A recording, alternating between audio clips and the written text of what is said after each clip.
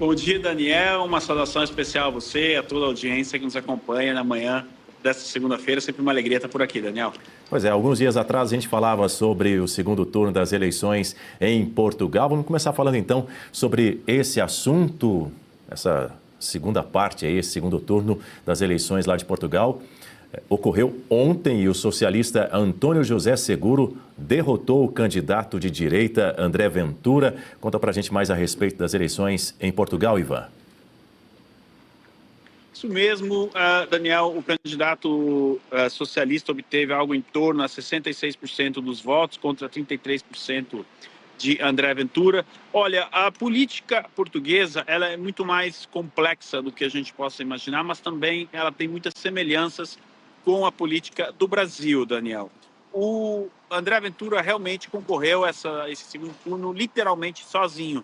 E por sozinho eu digo politicamente e também na questão da mídia, que de ampla visão mais à esquerda, né? Obviamente que acaba fazendo uma cobertura também ali das eleições não tão imparcial quanto deveria ser.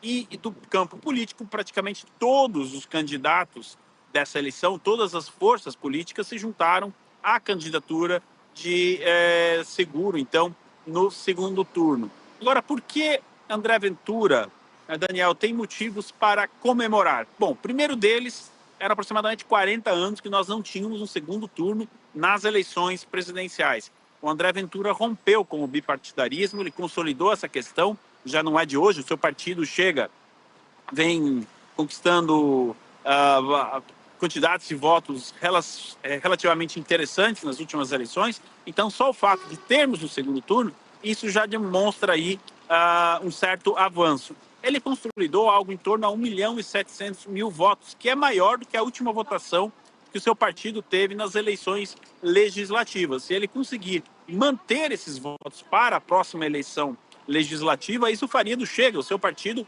o maior partido de Portugal, muito provavelmente chegando em primeiro, né? Ou seja, conquistando mais assentos no parlamento. Então, Daniel, quando a gente olha toda essa complexidade, todo esse apoio em torno à candidatura de Seguro, né, do Partido Socialista, a questão da mídia e a crescente do Partido Chega, ele tem motivos para enxergar o copo meio cheio e não meio vazio. Já o presidente Lula do Brasil parabenizou o socialista Seguro e disse que as eleições em Portugal foram uma vitória para a Europa e para a democracia. Obviamente que o Antônio Seguro é um candidato aí de viés político semelhante ao de Lula, né? Que o Seguro passou boa parte de sua campanha escondendo o fato de ser um socialista, apesar de ser candidato pelo Partido Socialista. Então, diante dessa junção de forças aí, o André Ventura conseguiu 33% dos votos, que pode ser considerado como um avanço. Não é uma vitória, obviamente, mas com certeza um avanço de sua força política lá em Portugal, Daniel. E os japoneses também foram às urnas nesse final de semana. Vamos falar sobre as eleições no Japão. A premier Sanai Takaichi, que é apoiada por Donald Trump, conseguiu consolidar maioria no parlamento. Ivan, a primeira-ministra defende a agenda liberal, tem o parlamento também ao seu favor. Queria que você contasse para a gente aí mais como foram essas eleições no final de semana lá no Japão. Sim, Daniel, essa pode ser considerada uma das maiores, se não a maior vitória da direita no Japão desde 1945, final da Segunda Guerra Mundial. A Sanai Takaichi, ela é muito popular, ela aproveitou de sua popularidade, então, justamente para antecipar as eleições, né, é uma prerrogativa do primeiro-ministro do Japão, no caso ela, né, e justamente em base a esta popularidade, ela visava o quê, Daniel? Que a sua coalizão conseguisse 2/3 do parlamento, para que pudesse promover alterações na Constituição via legislativo. E ela conseguiu isso, Daniel. O partido dela, sem os demais partidos de coalizão, já sozinho conseguiu a maioria do parlamento. São mais de 300 assentos e ela precisava de 233. E com sua coalizão, então, ela poderá promover essa agenda. Eu acompanhei muito essa eleição no Japão, Daniel, e também tive a oportunidade de ver ali, acompanhar algumas entrevistas com a população japonesa na rua sobre as motivações desta eleição, e os principais pontos abordados eram a questão da segurança, mas não a segurança pública, como nós entendemos no Brasil, mas a segurança geopolítica. E também que as famílias japonesas pudessem ter um ambiente onde elas possam ter mais filhos. E é justamente isso que a Takaishi promove, além também da defesa da cultura do Japão. Olha, ela realmente é uma das líderes aí de governos, né, mundo afora, mais populares hoje no momento, né, e ela conseguiu converter esta popularidade em votos, e a direita está definitivamente consolidada no poder lá no Japão, viu, Daniel?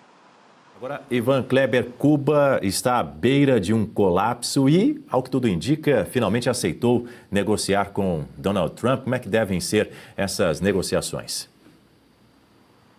Isso mesmo, Daniel. O embargo do setor de petróleo a Cuba começa a dar os efeitos que a administração Trump esperava, que é justamente forçar o regime cubano a participar das mesas de negociações. Nós temos uma notícia de ontem à noite extremamente importante. A Cuba emitiu um alerta às companhias aéreas de que não operem para Cuba, ou se operarem, que os aviões tenham combustível suficiente para deixar a ilha. Isso porque está terminando o combustível utilizados pelos aviões, né? E o combustível deve terminar ainda hoje. A ilha vive uma crise de apagões energéticos, o transporte público também já foi afetado, e isso porque acabou o fornecimento de petróleo da Venezuela, não é, Daniel? Mas não somente. O presidente Trump assinou um decreto que visa colocar tarifas a países que enviem petróleo para Cuba. Países como a Jamaica já cortaram também esse abastecimento de petróleo. O que realmente a administração Trump visa em Cuba é finalmente a possibilidade da queda do regime. Do ponto de vista econômico e até mesmo social, o regime nunca esteve tão acuado. É o pior momento do regime castrista em Cuba desde que eles tomaram o poder no final da década de 50. Se a movimentação de Trump será o suficiente para levar à queda do regime, nós ainda não sabemos. Agora a gente precisa fazer um paralelo com a Venezuela, Daniel, porque tudo isso que nós estamos acompanhando em Cuba teve início justamente com a queda do ditador Nicolás Maduro e com a captura dele.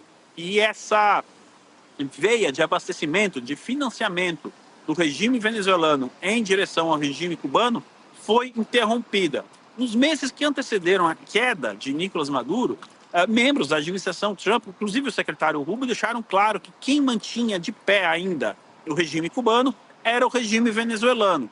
Bom, passados aí aproximadamente 35, 40 dias da captura de Nicolás Maduro, a gente vê aí a situação crítica que passa o regime cubano. Se eles aceitarem uma abertura, uma possível liberação dos presos políticos e eleições livres em Cuba, aí eu acredito que a administração Trump relaxe e volte a fornecer o petróleo necessário para a ilha. Caso contrário, o embargo continua, viu, Daniel?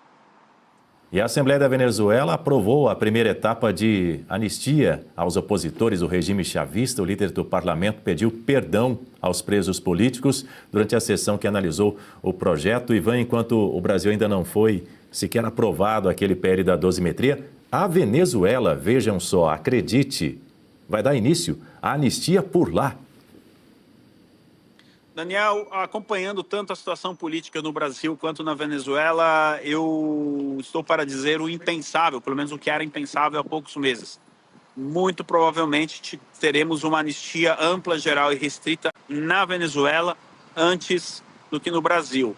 Você comentou, não é, que o presidente da Assembleia pediu desculpas aos familiares dos presos políticos, e ele não se limitou a fazer este pedido somente na Assembleia. Ele foi pessoalmente conversar com os familiares de alguns presos políticos. Nós tivemos a libertação de aproximadamente mais 50 presos políticos durante o final de semana. E essa primeira etapa, então, da anistia foi aprovada por unanimidade no parlamento chavista, algo a se comemorar. Agora aconteceu uma situação muito complicada durante esse final de semana. Nós tivemos a libertação de um dos principais aliados de Maria Corina Machado. Ele foi libertado ontem à tarde, o Guinidó. Só que à noite ele foi preso novamente. E segundo as informações que chegam da Venezuela, ele não respeitou ali